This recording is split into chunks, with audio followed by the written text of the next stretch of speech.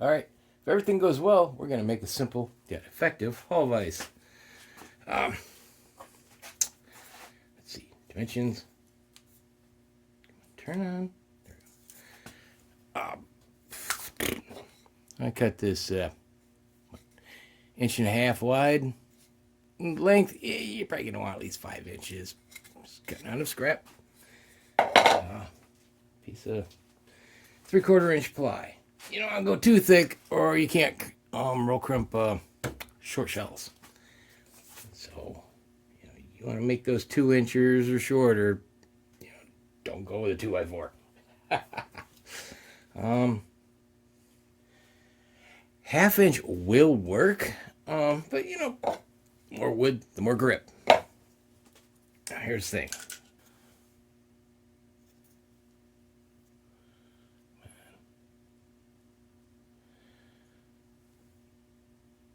I'm using Metrique Forstner bits because they size best. Surprisingly, that's what I started out with. And I bought a new one for 13/16. It's too big. So here, you want a 20 mil. And you'll see it's too small. We have to fix that at the end. So start out with a 23 mil. This part you only get one shot at. Oh yeah, 3/4 back, and center it. In this case, 7/8 of an inch center. Just on there will clear. Find your flat spot where you're down. Adjust your depth stop. You want to just clear this. Just clear it. It's not too far. Oh, it's not even 1/8 of an inch, I don't think. I don't know. What's the actual measurement? According to this. Yeah, like 1/8 of an inch. That should be taken care of at the end anyway. Let's see what's appropriate for that. That's about 3/4. Whoa, owie. I forget. I think it's 1,500. Yeah, 1,500.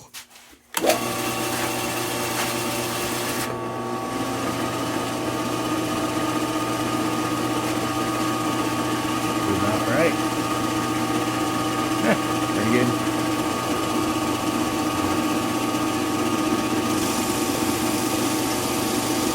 Proper speed really makes a difference.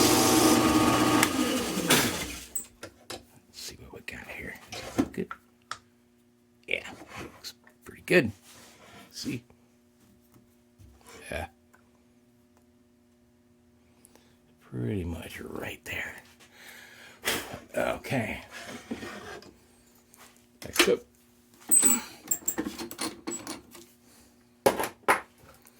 Goes 20 mil. These are cheap Chinese ones I've been using for years because, mostly what I use them for is making stuff for the bench. I only needed the 2 sides to start out with. Now that pilot hole helps you center. This one, pretty good. I like to run them backwards so they're not cutting, so they're gliding.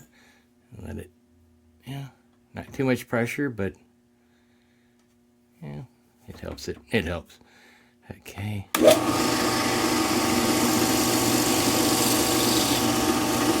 Cut stop. Back that out a bit. Oopsie.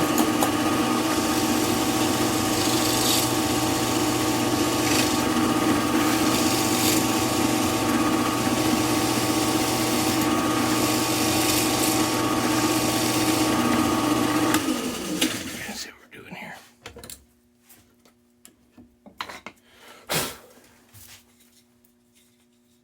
Good.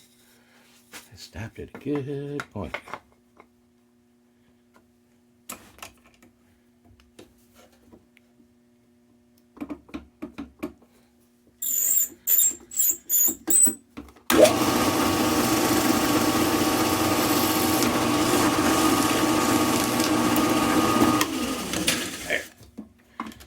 Now, at this point, you'll notice I will not go through.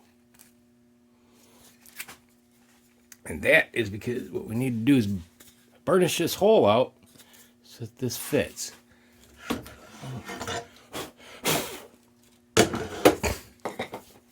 And that's a simple tool to make. It just takes a scrap hull and nut and bolt. Yeah, I feel like cutting the bolt down. I'll scrap, cut it. It's just a 1/4 bolt. And the reason I had triple nutted is you have to chuck up the nuts or else it will just loosen right up. And you'll get nowhere. So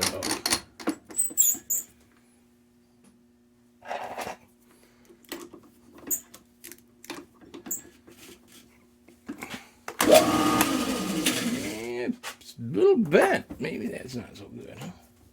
That's right, I did accidentally. Yeah, let me adjust this. Okay, it's always something, right? Okay, got a new one. That really wasn't it, but yeah. One of the tricks, because you're clamping down on nuts, can be tricky. Is get this running as true as you can, because if it's wobbling, it's just gonna, wallow it out. It's not terrible. It's pretty good. Set this down. It's not just cranking away because it will smoke the wood. Eventually, probably light her on fire. We don't want that. So I'll back it down.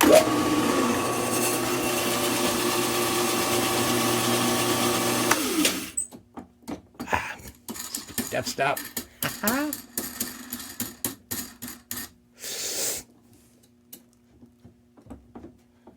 Get her started in there.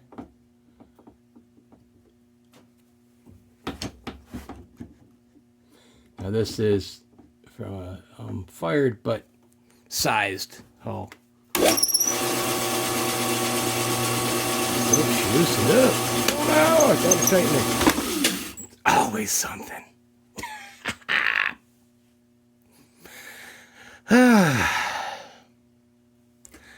Last time I did this, not on camera.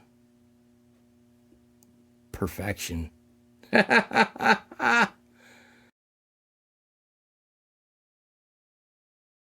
All right, footage disappeared. So did well, I tried to do this right here, and it was nowhere to be found. So it's been a year, and it's only just begun. Oh boy. But anyway, we just kind of give the gist of it, because I already done did it. Basically, we're gonna slot out of the hole. Now to split that 7/8, I set it at 13/16 the fence, and set up a stop block. Basically, what you want to do, set your height so you're just cutting through.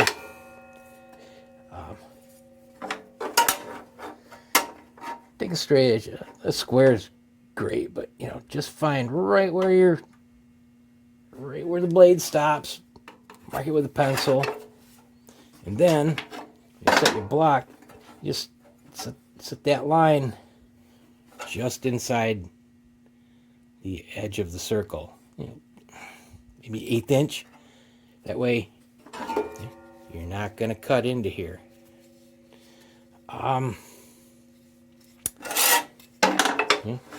Cut her down, flip it over, cut her again, and yeah, it came out just like that. I didn't have to clean it up or anything. Came out perfect. Wait, this is the other one I made. I made a couple of them. Oh well, no biggie. Let's have that one already. No, this is one. No, they both have blemishes. Oh well. I made a couple of them. You may see this again somewhere else. But anyway, yeah. Now, that gives you just a little bit of clamp action. The longer this is, the quicker these are going to come together before it compresses up here.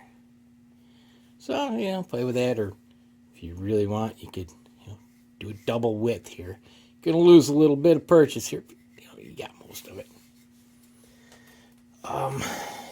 Now, this was, burnished in. It'll go till there still. Takes just a little bit of pressure. It's almost perfectly flush. What I do is on the drill press table, I do that. Then it's flush. You're not coming down, the roll crimper hitting, trying to twist it and pushing it down. Not that it really makes a difference, but it's already bottomed out. Now, if I hold here, I can get it turned. It takes a bit,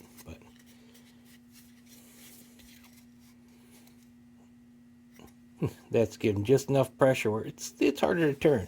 I give just a little clamp, and I cannot turn that.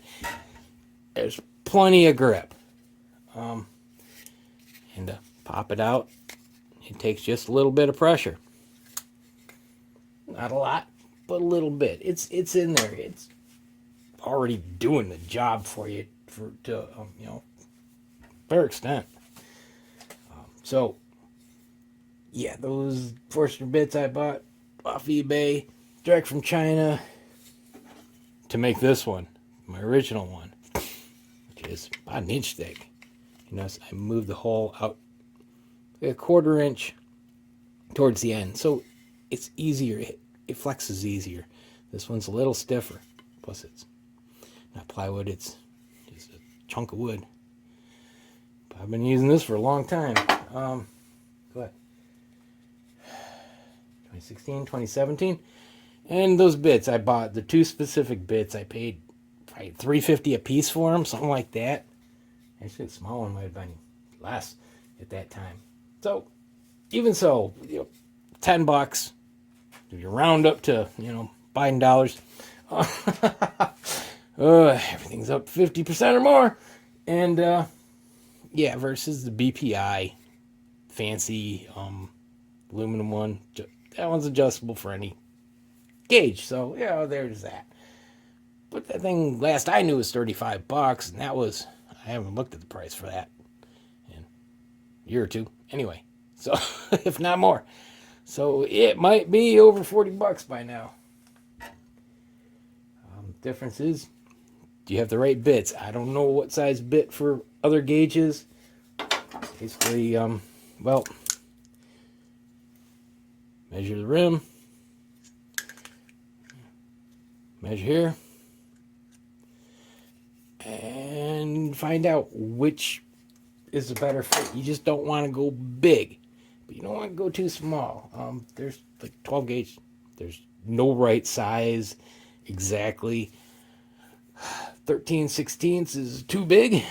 20 millimeter is too small. 21 millimeter is bigger yet. And you start going below 13/16, pretty soon you're at 3/4. That's even smaller. So I don't know if there is a bit in between. So the burnishing trick is what I found works. It works well. So yeah, if you got the Forstner bits, these don't cost you anything. And so cost effective is nice. Cheap tools for a thrifty, yeah. Low budget, yeah. In my budget, that's the best.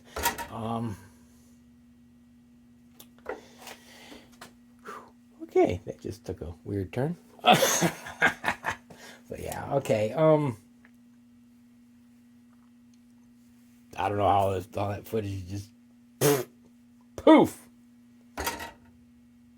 Well, at least I got the part of it, so you can tell I was trying. All right, well, I'll leave you with that. Have a good one. God bless and see you.